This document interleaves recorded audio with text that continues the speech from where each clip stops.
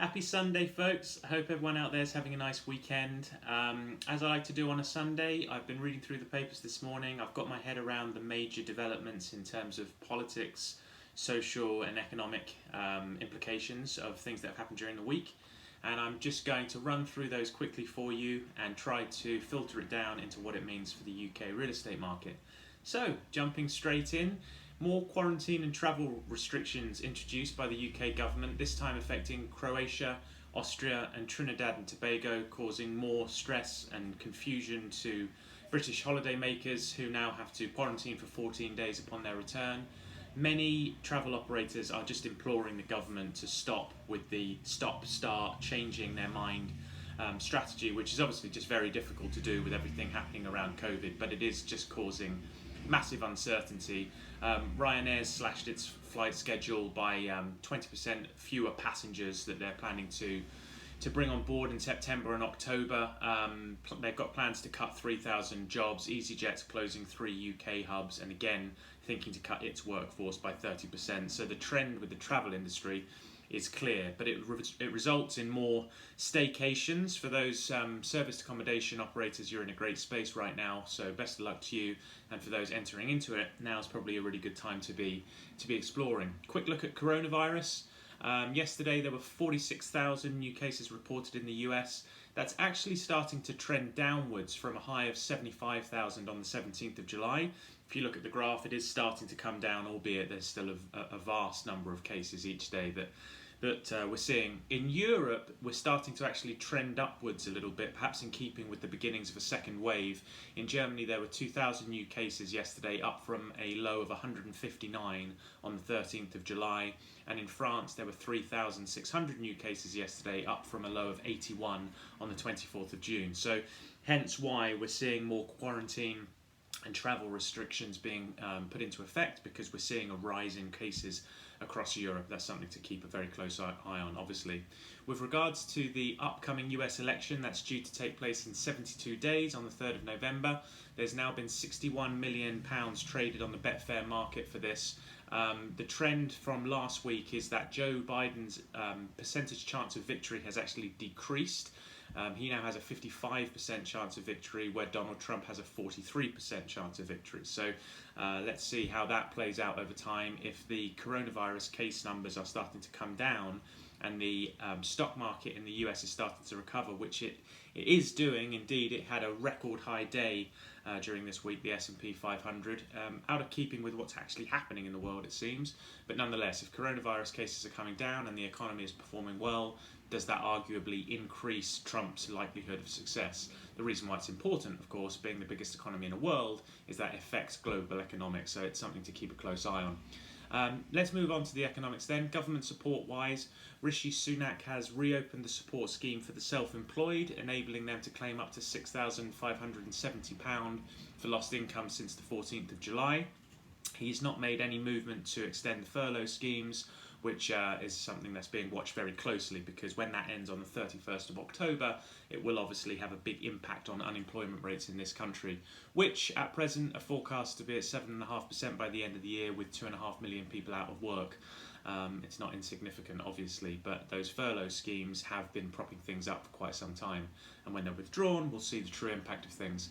In terms of the Eat Out to Help Out scheme, this seems to have been a success, with 35 million meals bought in 85,000 different restaurants across the country. The true test, of course, will be what happens in September when the scheme ends. How many people will still be out eating, and what will the impact be on the hospitality industry when that support scheme is withdrawn?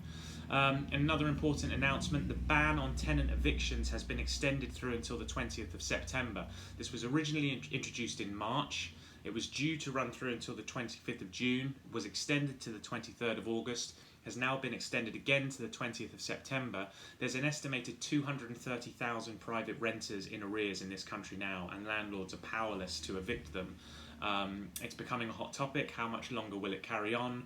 If we're entering into the autumn and an increase in COVID cases, it's not a good time to be making people homeless. It's obviously a very difficult situation right now for landlords who are facing arrears themselves as a result of loss of rental income, but also for tenants who potentially face homelessness. So it's a very hot topic, something to watch closely.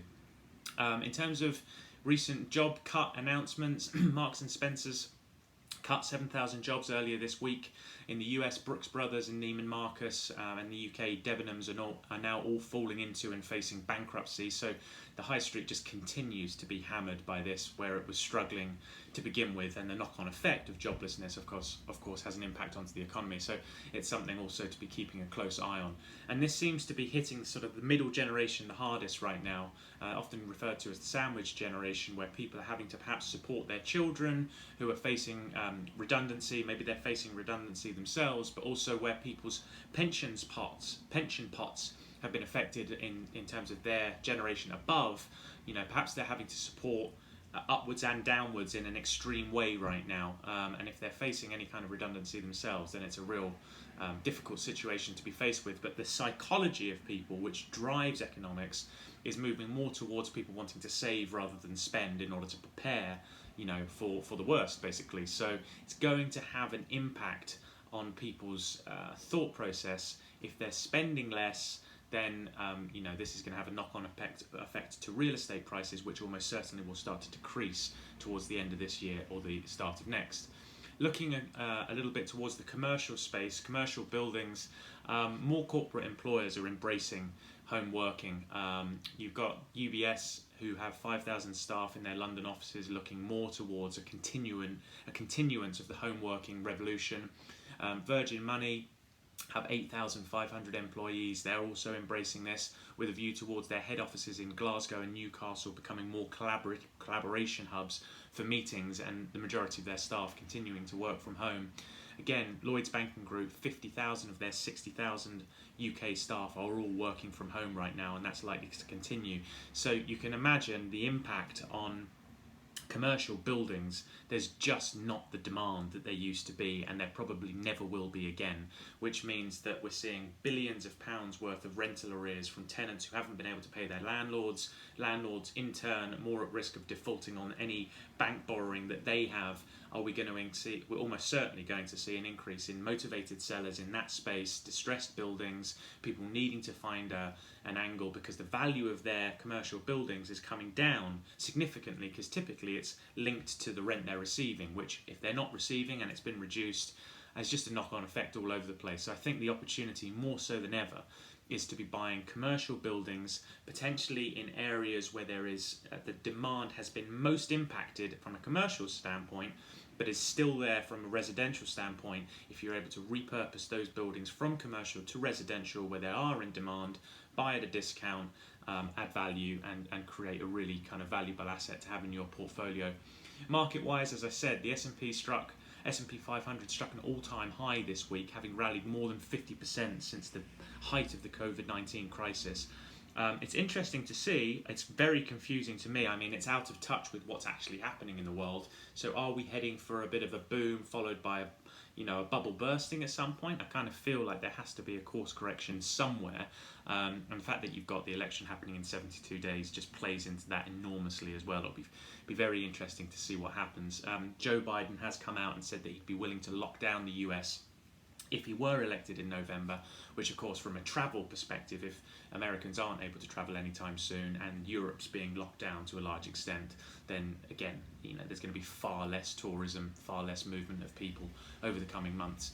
Brexit-wise, time's running out on these negotiations. Does that mean an increased possibility of a no-deal Brexit? Maybe. There's implications all over the place for that, so it's something to keep an eye on as well, because although it's been a major topic of news for a while, it's had less attention recently, but it's coming down to the wire now in terms of deadlines.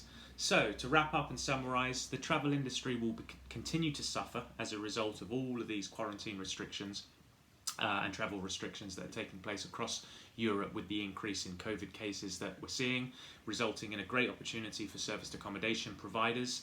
COVID-19 wise, we seem to be a trend, things in the US seem to be trending downwards, whereas in Europe they seem to be trending up. Maybe that's the emergence of a second wave, and maybe that second wave is still to come in the United States.